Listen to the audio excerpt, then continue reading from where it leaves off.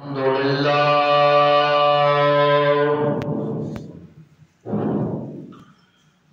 الحمد لله رب العالمين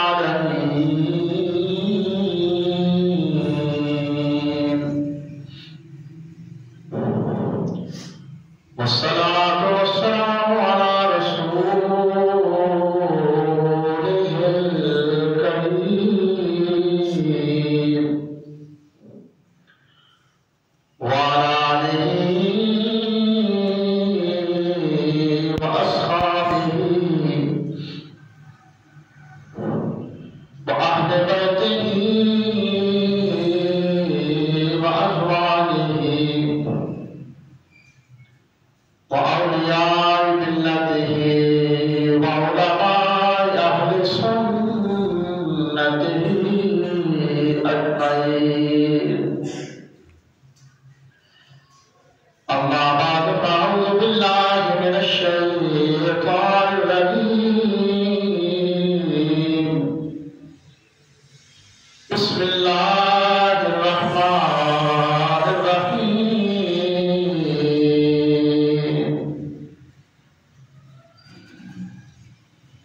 ورفعنا لك ذكرك. صدق الله العظيم وصدق رسوله النبي الكريم الأمين. قال الله تبارك وتعالى في شان محبوبه مخبرا وآمرا: إن الله وملائكته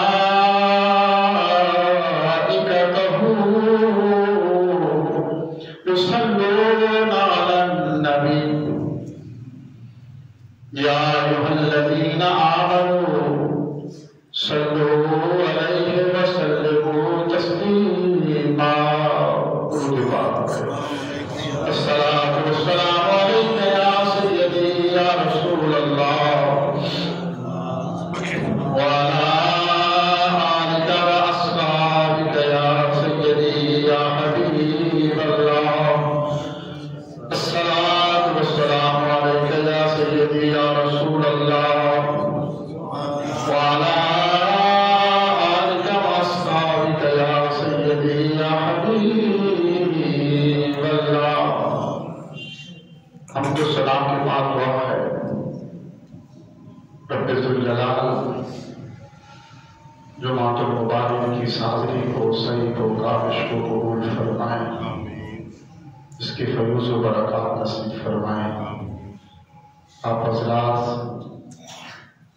جو سب سے پہلے اللہ کے حضور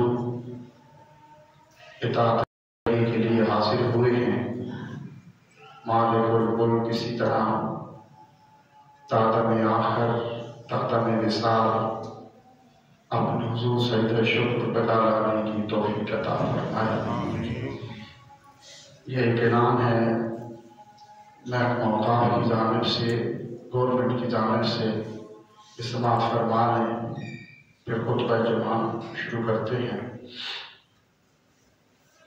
جامعہ مسجد حافظ نور محمد یہ محکمہ اوقاف مذہبی امور حکومت پنجاب کے زیر انتظام ہے، اور محکمہ اوقاف کی جانب سے اعلان ہے کہ کورونا وباؤ کی خصوصی ویکسینیشن مہم کے لیے ہمارے علاقے میں محکمہ صحت کی ٹیمیں ویکسینیشن سیشن کر رہی ہیں. اس سلسلے میں رضاکار گھر گھر جا کر لوگوں کی رہنمائی کریں گے. آپ سب سے گزارش ہے کہ 12 سال سے بڑی عمر کے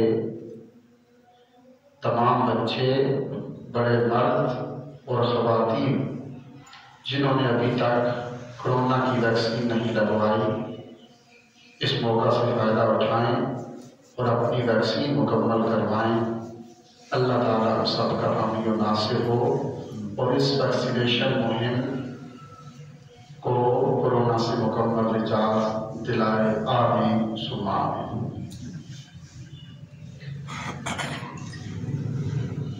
ماہ ربیع الاول شریف اپنی مسرتوں، اپنی بہاروں، اپنی رونقیں سمیٹتا ہوا اپنے اختتام کی طرف جا رہا ہے۔ تعبیر الرؤیا یہ کتاب ہے، اس کے اندر علماء لکھتے ہیں کہ یہ خواب کی تعبیروں کی کتاب ہے۔ تعبیر الرؤیا، اگر کسی نے خواب میں دیکھا ماہ ربیع الاول شریف کو، تو اس کی 4 تعبیریں علماء نے لکھی ہیں۔ اس نے خواب میں دیکھا ماہ ربیع الاول شریف آیا، چراغاں ہوئی، لوگ نعرے لگا رہے ہیں، نعرے سج رہی ہیں۔ کسی حوالے سے بھی اس نے خواب کے اندر ماہ ربیع الاول شریف دیکھا، اس کی 4 تعبیریں اس خواب کے علماء نے لکھی ہے۔ پہلی تعبیر یہ ہے کہ اگر وہ بے اولاد ہے، اللہ کریم اس کو سہل اولاد عطا فرمائے۔ دوسرا، ربیع الاول شریف خواب میں دیکھنے کی یہ بشارت ہے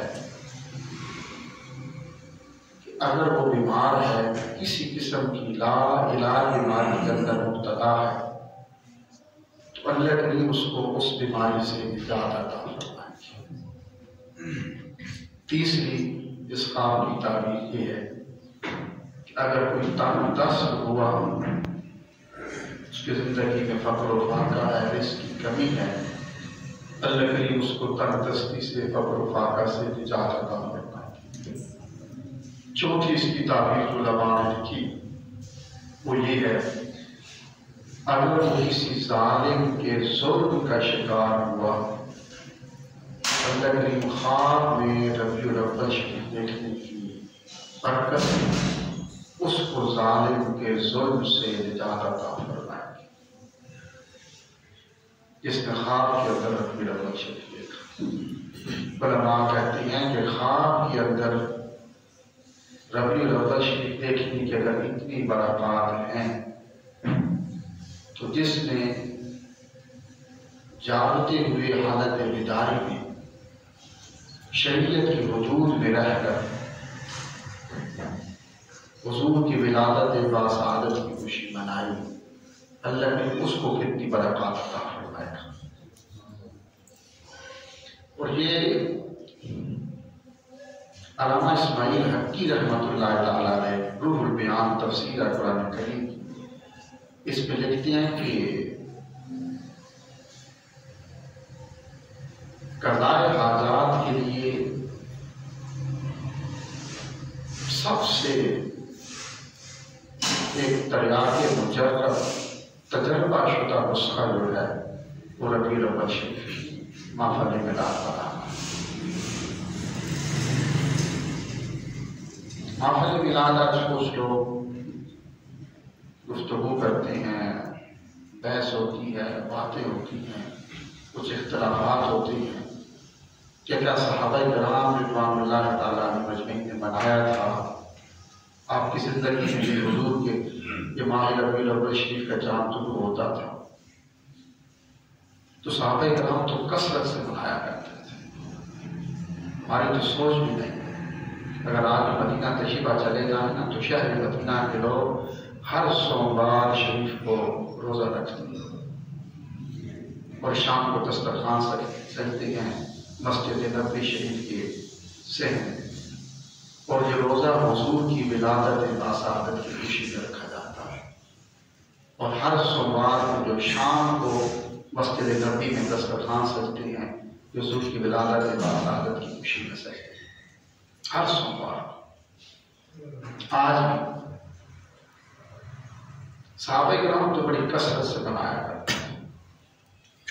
حدیث پاک ہے، اس کی راوی حضرت ابو درداء رضی اللہ تعالیٰ عنہ، آپ فرماتے ہیں کہ میں حضور کی زیارت کے لیے حضور کے پاس آیا، حضور تشریف فرما تھے، میں آیا تو حضور ایک جانب دیکھ رہے تھے اور مسکرا رہے تھے۔ اکیلے تشریف فرما تو حضور ایک جانب دیکھ رہے تھے اور چہرہ پھولوں کی طرح کھل رہا تھا، بشاش بشاش، ایک خوشی تھی۔ میں آیا اور حضور کے پاس بیٹھا، دستبوسی کی، تو حضور نے مجھے فرمایا کہ ابو درداء آؤ چلتے ہیں۔ تو میں نے کہا حضور کہا عامر انصاری کے گھر چلتے رضی اللہ تعالیٰ عنہ، صحابی رسول تھے۔ تو میں نے کہا حضور، صحابہ کہتے ہیں آگے پوچھنے کی بات نہیں ہوتی تھی، تو حضور جلدی سے اٹھے اور میں نے کہا حضور پر حقیقت ہے، تو حضور نے کوئی جواب نہ دیا اور مسکرا کر ورنہ ہاں، اور جلدی سے حضور چل پڑے۔ حضرت ابو درداء کہتی ہیں کہ حضرت عامر انصاری رضی اللہ تعالیٰ عنہ کا معمول مبارک تھا کہ ہر سوموار کے دن روزہ رکھتے تھے اور پھر دن کو سارے اہل خاندان کو اکٹھا کر کے، بیٹوں کو، بیٹیوں کو، مرد و خواتین کو اکٹھا کرتے گھر میں، اور حضور کی محفل میلاد سجایا کرتے تھے اور حضور کی آمد کا ذکر کیا کرتے تھے۔ بخاری مسلم کی حدیث سے بات۔ تو حضرت ابو درداء کہتی ہے کہ میں حضور کے ساتھ تھا اور جو ہی ہم عامر انصاری کے دروازے پہ پہنچے، آپ آگے بیان فرما رہے تھے اور دوران بیان آپ یہاں تک پہنچ چکے تھے، اس دن جو کہ سوموار کا دن تھا، اور فرما رہے تھے کہ سوموار کے دن یعنی آج کے دن حضور کی ولادت پاس آ رہے تھے۔ ابھی یہ لفظ فرما رہے تھے کہ آپ اندر داخل ہو۔ اتنا فرمایا کہ آج کے دن یعنی سوموار، اس دن بھی سوموار تھا، آج کے دن حضور کی ولادت باسعادت ہوئی ہے۔ تو حضور اندر داخل ہو گئے۔ عامر انصاری خاموش ہو گئے، بیان کو روک لیا، سارا جو اجتماع تھا وہ کھڑا ہو گیا، باپردہ خواتین کھڑی ہو گئی، آپ کے جو بیٹے بیٹیاں دوست و احباب تھے، جتنا اجتماع تھا وہ کھڑا ہو گیا۔ تو حضور حضرت عامر انصاری کو دیکھتے اور پھر آسمان کی طرف دیکھتے اور پھر آپ کو دیکھ کے مسکراتے، پھر آسمان کی طرف دیکھا اور پھر دیکھ کے مسکرائے۔ تو حضرت عامر انصاری نے کہا حضور کا چہرہ کھلا ہوا تھا، حضور یہ کیا ہے؟ تو حضور نے فرمایا کہ عامر انصاری جب تو میری اس میلاد کی محفل سجا کے، آمد کی ذکر کی محفل سجا کے بیٹھے ہوئے تھے، تو میں دیکھ رہا تھا کہ ان اللہ فتح لک ابواب الرحمہ، اللہ کریم نے تیرے لیے رحمت و کرم کے سارے دروازے کھول دیے ہیں۔ جتنے بھی رحمت و کرم کے آسمان کے دروازے تھے اللہ کے عرش پہ، اللہ کریم نے سارے دروازے تیرے لیے کھول دیے، اور میں دیکھ رہا ہوں کہ تیرے گھر پر رحمت و کرم اس طرح برس رہی ہے جس طرح آسمان سے موسلادھار بارش برستی۔ اللہ کہتا ہے نا اللہ کا کرم نصیب ہوتا ہے، اس کی رحمت نصیب ہوتا ہے، اور پھر جس کو اللہ کا کرم مل گیا، اس کی رحمت مل گئی، اسے اور کیا چاہیے؟ پھر حضور نے فرمایا کہا پھر آپ نے دیکھا، دوبارہ مسکرائے۔ حضور نے فرمایا پھر میں نے آسمان کی طرف دیکھا، والملائکۃ کلھم یستغفرون لک، کہا کہ جتنے بھی آسمان کے فرشتے ہیں، لا تعداد کروڑوں کی تعداد ہے۔ حضور نے فرمایا والملائکۃ کلھم، جتنے بھی فرشتے تھے، کلھم فرشتے، آسمان کے سارے فرشتے جو کھربوں کی تعداد میں لا تعداد ہے، والملائکۃ کلھم، حضور نے فرمایا کل فرشتے یستغفرون لک، تیرے لیے بخشش کی دعا کر رہے ہیں۔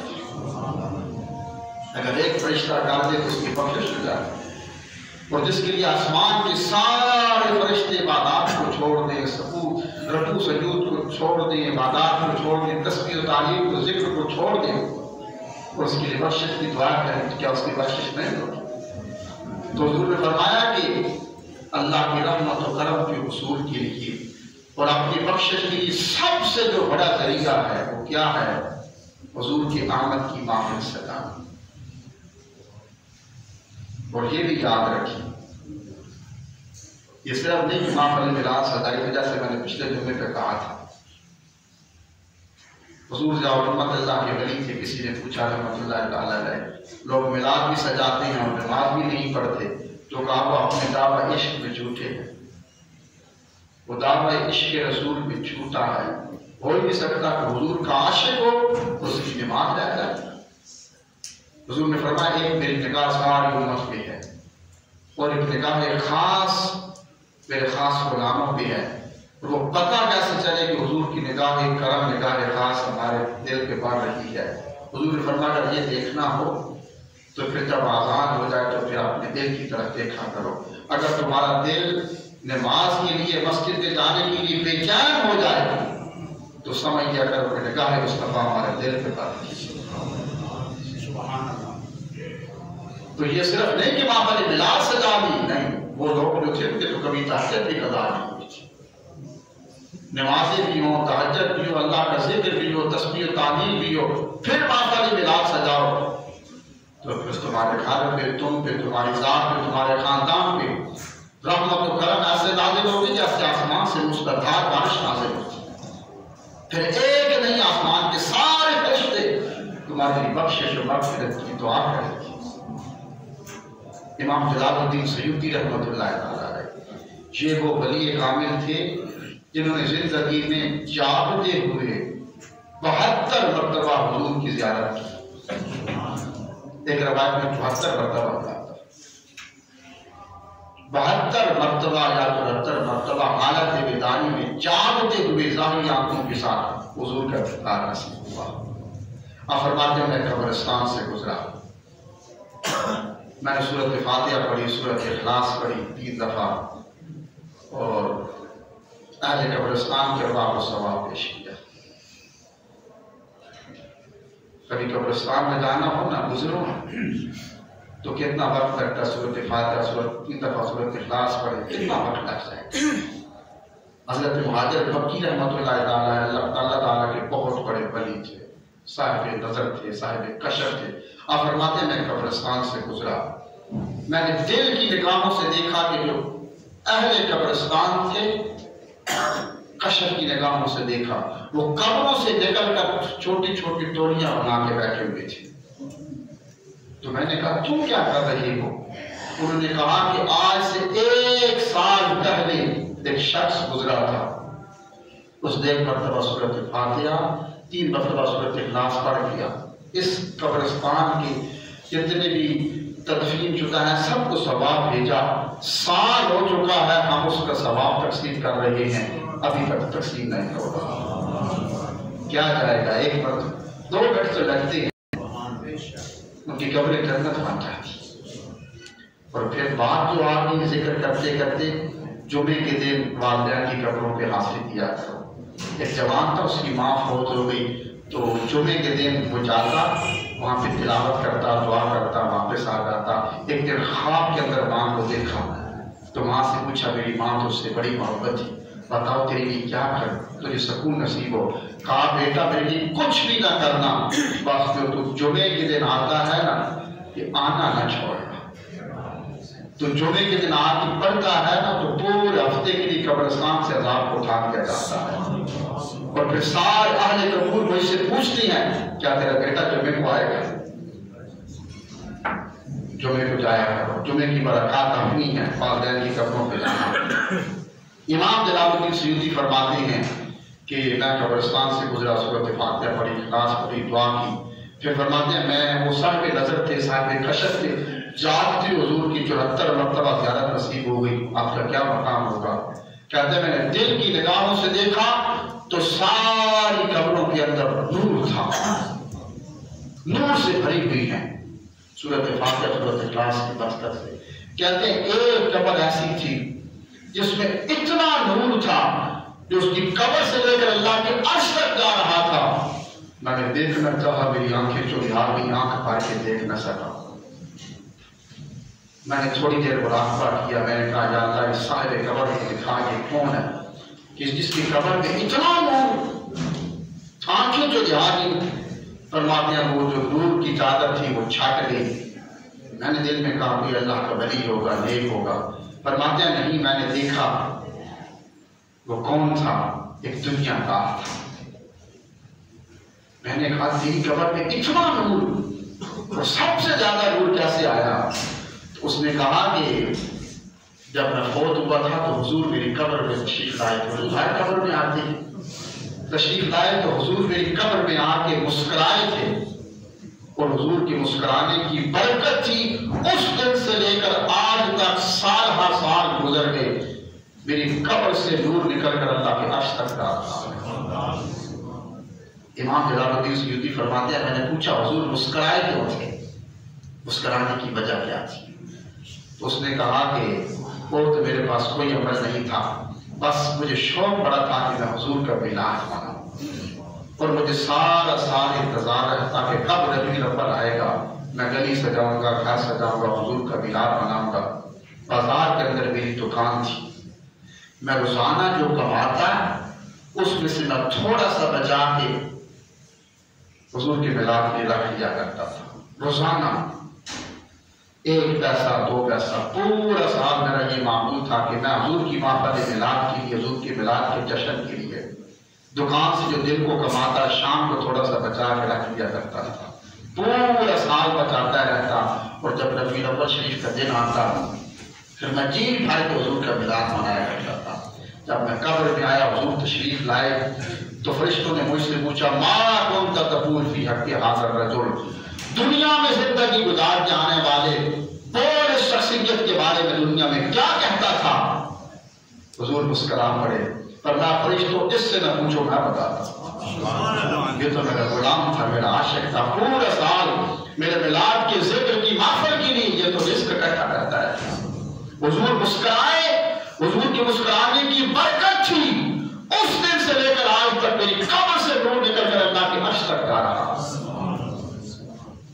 یہ محفل میلاد کی برکت ہے۔ تو پھر کہتے ہیں کہ وہی بات آ گئی، کیا صحابہ کرام نے منایا تھا؟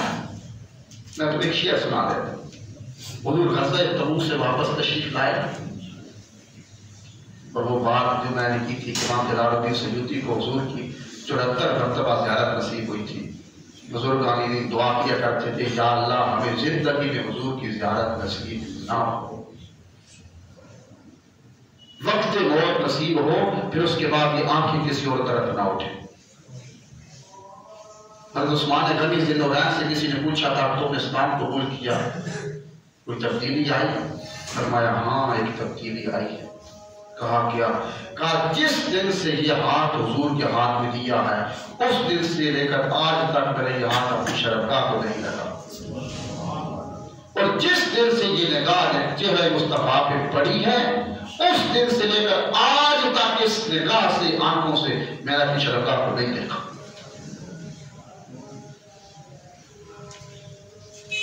یہ تھی وہ زیارت مصطفیٰ۔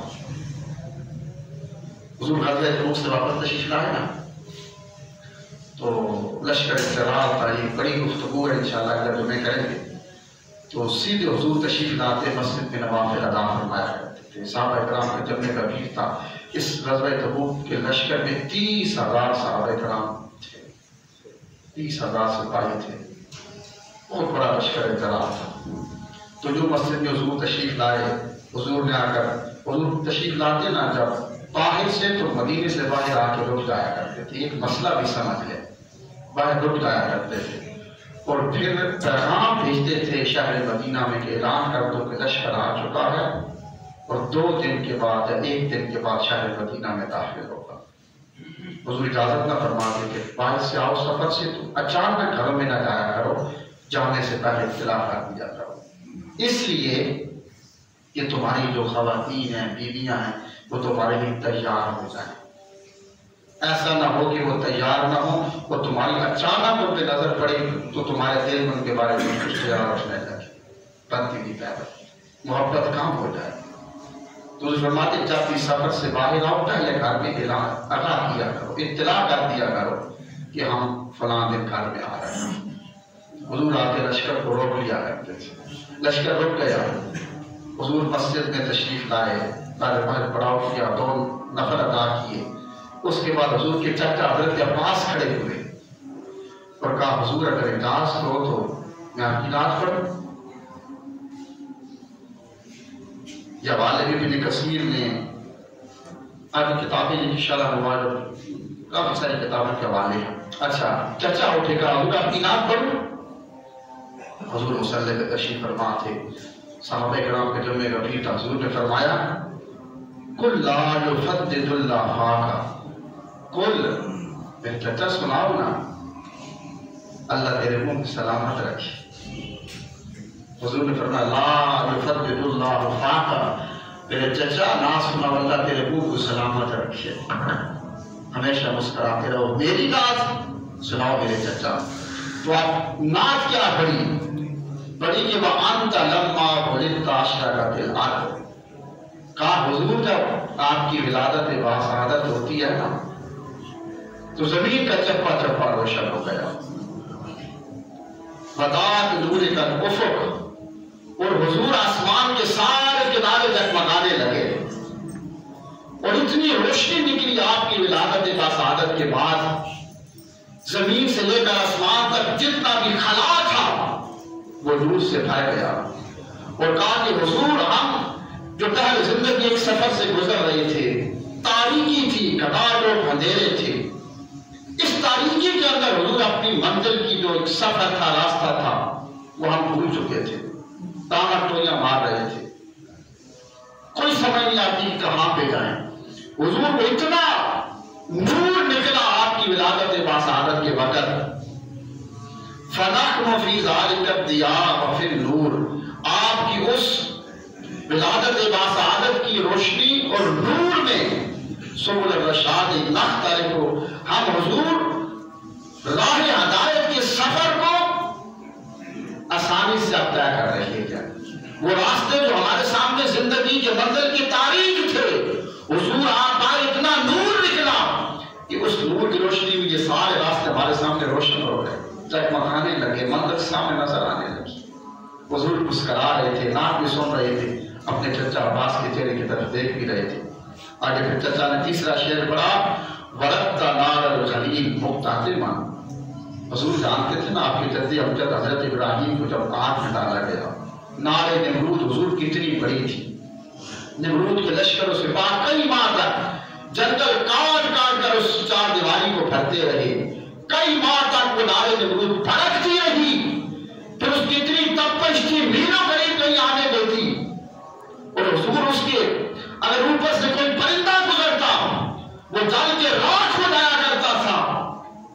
حضور کو اتنی برتا نار الخلیل مقتحما، حضور کو اتنی بڑی آگ تھی، لیکن جب فی صلبہ کیف یحترق، جب حضرت ابراہیم اس آگ میں گئے تو اس آگ میں آپ کا ایک بال تک نہیں جلایا، اس لیے کہ فی صلبہ انت، حضور آپ کا نور حضرت ابراہیم کے صلب میں موجود تھا، اس نور کی برکت سے وہ آگ ابراہیم علیہ السلام کو نہ جلا سکی۔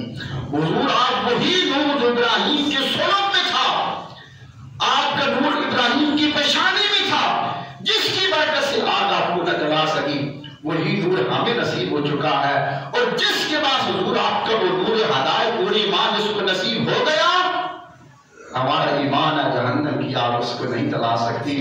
حضور نے فرمایا لا یفدد اللہ فاکا، فرمایا کہ میرے چچا اللہ تیرے منہ کو سلامت رکھے، اور بتا دیا چاہتے ہو نا منہ کی سلامتی، منہ کی خوبصورتی، تو میرے حضور کی نعتیں پڑھا کرو۔ اللہ کی عمل کی توفیق عطا فرمائے، سنت عطا فرمائے۔